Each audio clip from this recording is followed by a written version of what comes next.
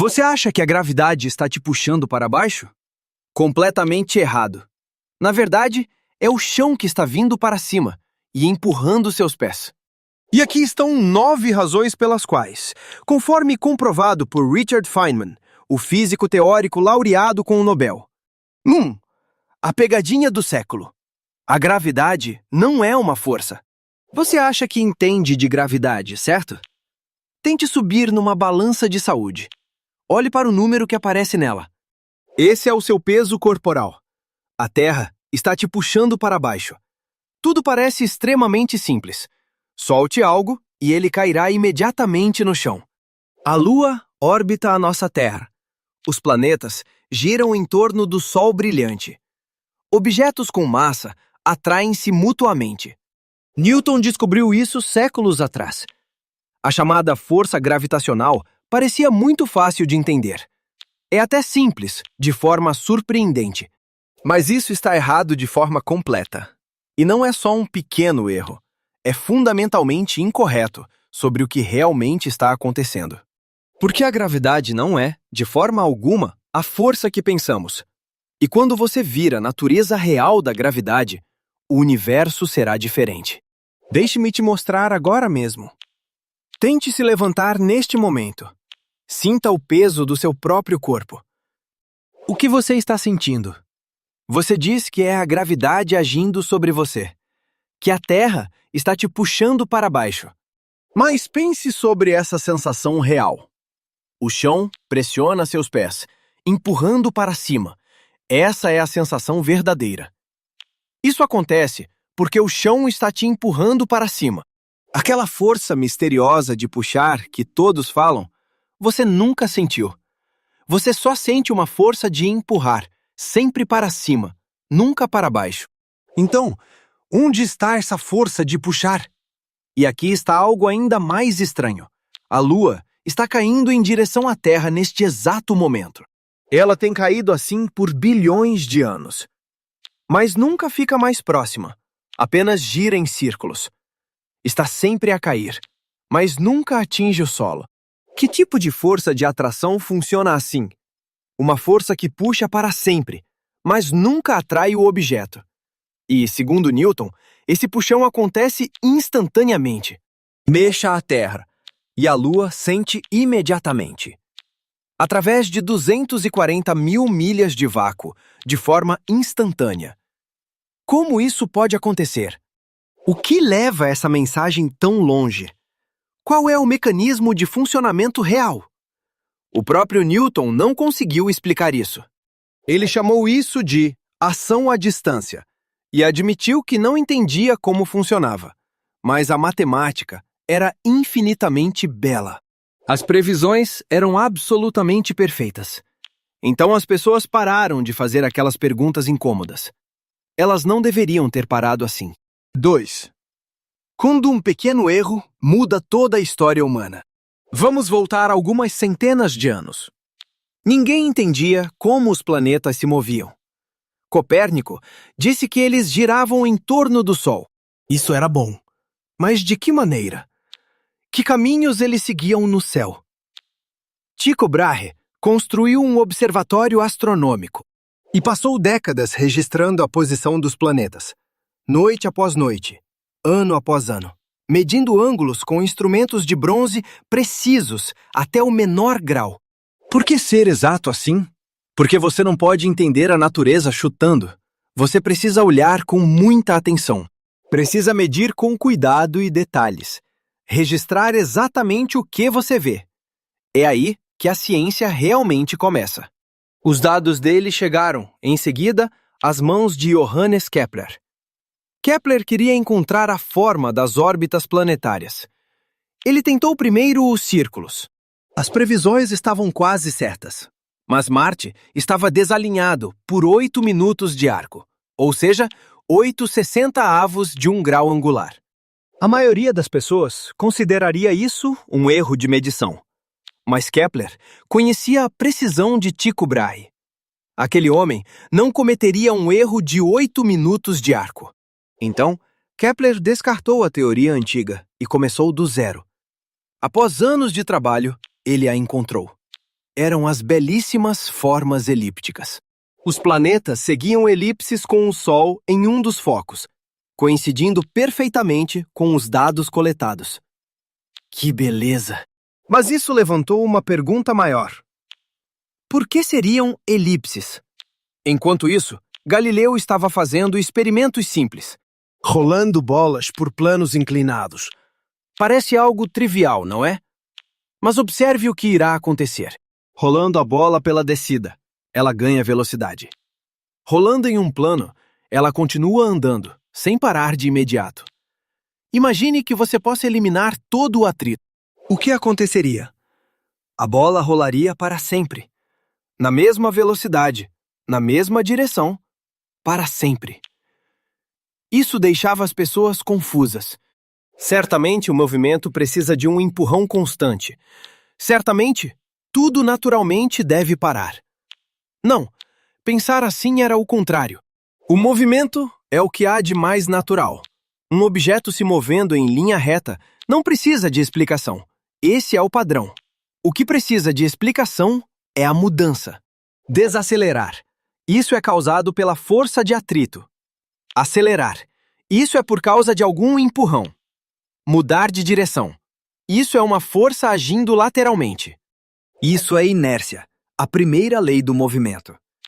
E isso cria um enigma difícil. Os planetas deveriam mover-se em linhas retas. Esse é o seu estado natural inerente. Mas eles não fazem isso. Eles seguem curvas contínuas. A trajetória curva-se continuamente em direção ao Sol. Algo está as desviando a cada instante. O que será isso? 3. Newton e a era da atração universal. Isaac Newton viu isso muito claramente. Os planetas querem ir em linha reta. Essa é a sua inércia. Mas eles curvam seu caminho. Algo está mudando seu movimento continuamente. Ele chamou essa força de gravidade. A força de atração universal entre quaisquer duas massas. A força depende da massa e da distância entre os objetos. Mais massa significa força mais forte. Maior distância significa força mais fraca. Especificamente, a força diminui com o quadrado da distância. Com este princípio, tudo cai no seu devido lugar. Por que seriam elipses? Porque os planetas estão caindo em direção ao Sol enquanto se movem lateralmente. Essa combinação cria as órbitas elípticas. As leis de Kepler surgiram naturalmente das leis de força de Newton. Por que a Lua orbita a Terra? Funciona sob o mesmo princípio. Ela cai em direção à Terra, mas se move lateralmente, rápido o suficiente para deslizar. Ela cai ao redor da Terra em vez de cair dentro dela. Por que a maçã cai no chão? A Terra está a puxando. A mesma força, a mesma lei, apenas em escalas diferentes. Newton realizou um cálculo belíssimo. Ele calculou o quanto a Lua caía por segundo, o quanto ela desviava. Depois, ele calculou o quanto os objetos caíam no solo. Os números coincidiram perfeitamente ao considerar a distância.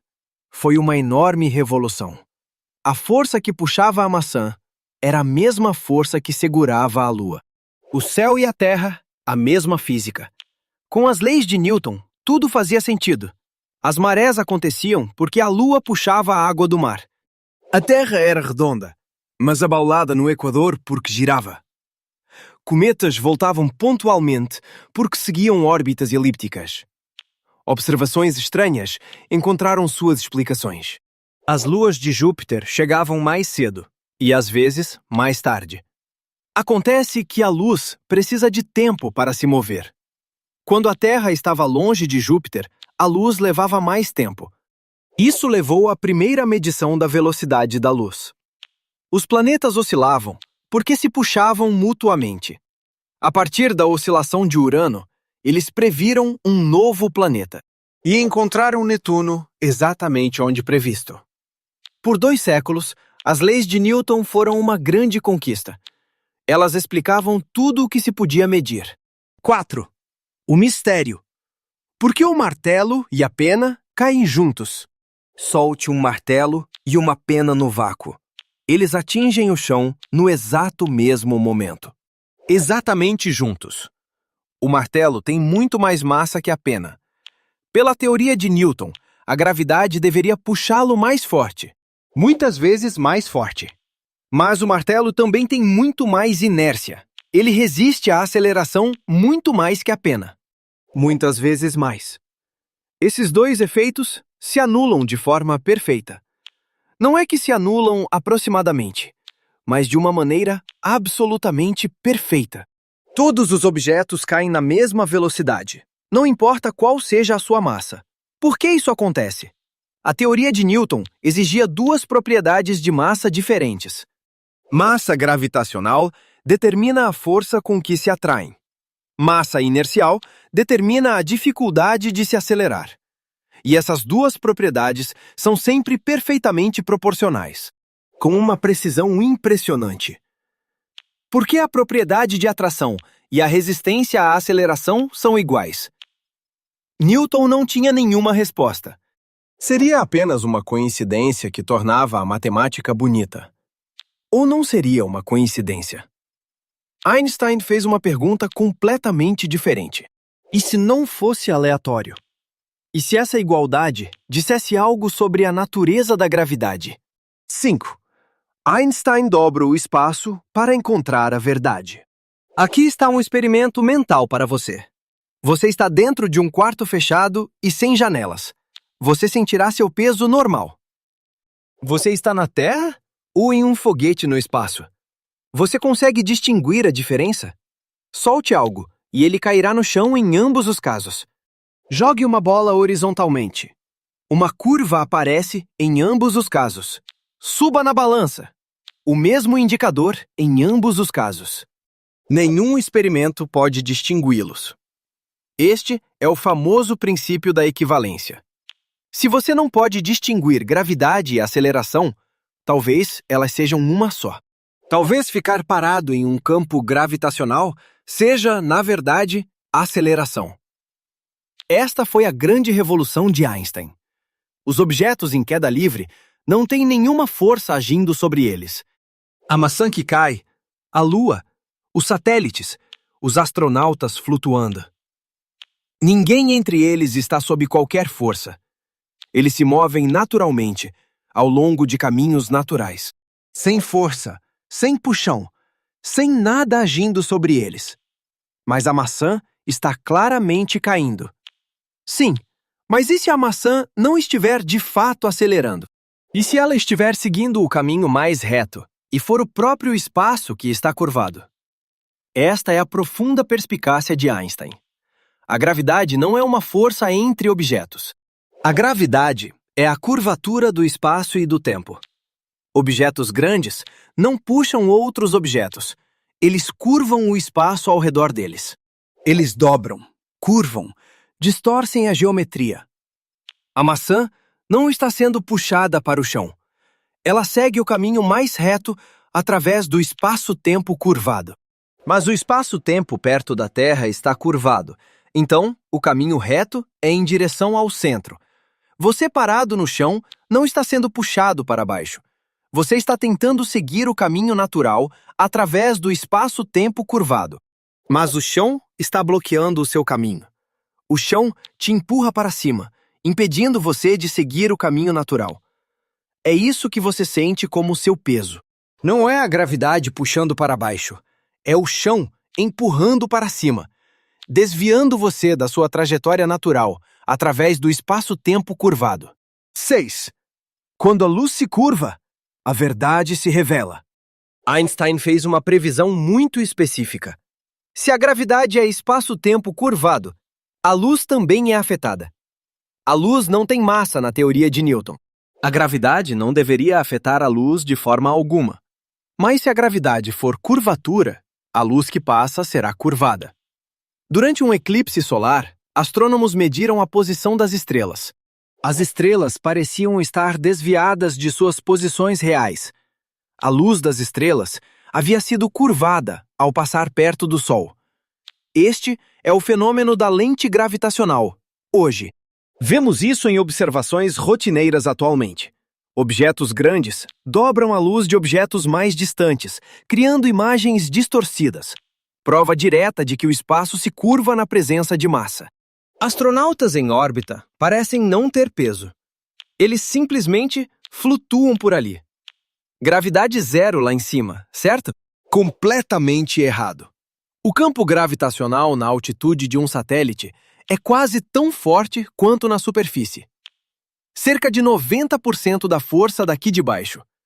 Então, por que os astronautas flutuam? Porque eles estão realmente caindo. Toda a cápsula também está caindo. Tudo está caindo continuamente em direção à Terra. Mas eles também estão se movendo lateralmente muito rápido. Cerca de 17 mil milhas por hora. Enquanto eles caem, a superfície curva da Terra cai por baixo. Eles continuam deslizando assim. Eles caem ao redor da Terra em vez de cair nela. Tudo cai exatamente na mesma velocidade. Portanto, não há sensação de queda. Sem peso, sem sensação de subir ou descer. A sensação é idêntica à de flutuar no espaço vazio. Esta é a equivalência em ação. Queda livre parece flutuação, porque são a mesma coisa. Em queda livre, nenhuma força age sobre você. Você está seguindo a geometria natural do espaço-tempo curvado. 7. Geometria cósmica. Por que a Terra é redonda? Pense na superfície da Terra. Ela é claramente curva, mas, estando nela, parece plana para você. E aqui está o que é mais notável. Por que a Terra é redonda para começo de conversa? É por causa da gravidade, mas não da maneira que você pensa. Não é uma força puxando tudo para o centro, moldando a Terra em uma esfera, mas sim o espaço-tempo em torno da Terra se curvando igualmente em todas as direções. Cada pedra, cada gota d'água tenta seguir o caminho mais reto através da geometria curvada. E quando tudo segue essa curva igualmente, você tem uma esfera. A única forma em que todos os pontos na superfície estão equidistantes do centro. A Terra é redonda porque é o resultado da matéria, seguindo o espaço-tempo curvado. A forma surge naturalmente da geometria. A formiga, que segue o que pensa ser uma linha reta, na verdade, segue uma curva. Mas, do ponto de vista da formiga, ela está seguindo uma linha perfeitamente reta. Isso é o que acontece com tudo perto da Terra. Exceto que não é apenas o espaço que se curva, mas sim o espaço-tempo. É o espaço e o tempo juntos, o espaço-tempo. Objetos grandes criam curvas no espaço-tempo. Depressões, poços, distorções. O Sol cria um poço muito profundo. A Terra cria um menor um pouco. Até você cria um poço minúsculo. Muito pequeno para ser facilmente medido, mas ele está lá. Objetos que se movem perto desses poços naturalmente seguem linhas curvas. Não porque são puxados, mas porque seguem a linha mais reta através da geometria curvada. A Lua orbita a Terra porque segue a geometria natural do espaço curvado. Essa geometria transforma a linha mais reta em um círculo. A maçã cai porque segue o espaço-tempo curvado perto da superfície. Nessa geometria, mover-se em linha reta através do tempo é ir em direção ao centro. Quando você joga uma bola, ela segue uma parábola. Não é porque a gravidade está puxando ela para baixo. É porque ela se move através do espaço-tempo curvado, e uma linha reta parece uma curva. Você está parado neste momento. Você sentirá seu peso. No quadro de Newton, a gravidade puxa para baixo e o chão empurra para cima.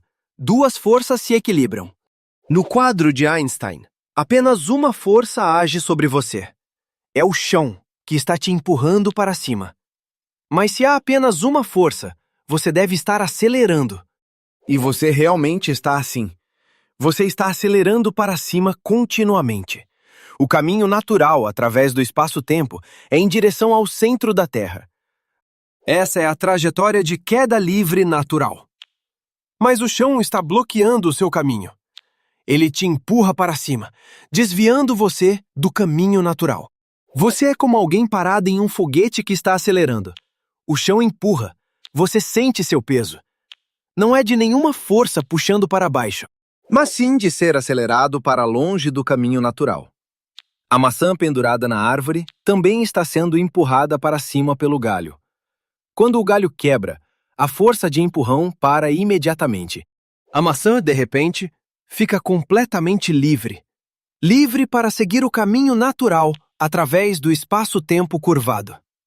Ela cairá imediatamente no chão. Mas a maçã não está acelerando de forma alguma. A maçã está finalmente livre para se mover naturalmente. Você parado no chão está sendo acelerado para cima continuamente pelo piso. Cair é o estado mais natural. Ficar parado exige uma força. Essa é a revolução de Einstein. 8. O ponto final. Da estrela ao buraco negro da morte. Ao entender que a gravidade é geometria, fenômenos extremos fazem sentido. Uma estrela é basicamente uma bola de gás gigantesca.